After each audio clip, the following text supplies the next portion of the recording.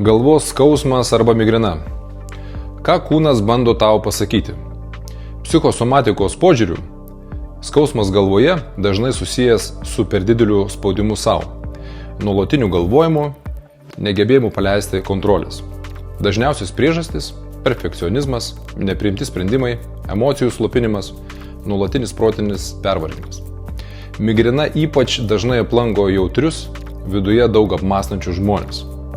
Ir tada ima spausti, tvinkčioti, sunku susikaupti ir dažnai net vaistai nepadeda, nes esmė yra visai ne kūne. Esmė yra viduje, tavo mintise. Tai ką daryti?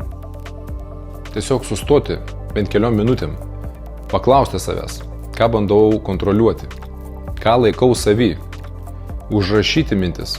Tai tikrai padeda į situaciją pasižiūrėti kitų kampų. Leisti savo jausti, net jeigu tai yra nemalonu. Atlaisvink pečius, kvėpuok giliau, pabūk be plano, tiesiog be spaudimo. Tavo kūnas ne priešas, o tavo sielos balsas šnibždantis. Sustok, nustok kovoti ir spręsk viską ne vien galvą. Įsiklausyk į širdį, ko ji iš tiesų nori.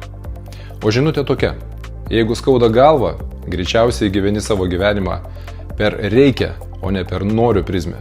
Jei tau įdomus turinys apie kokybiškus pokyčius ir asmeninį augimą, kviečiu mane pasekti, kad nepraleistum kito video. Siunčiu tau šviesos.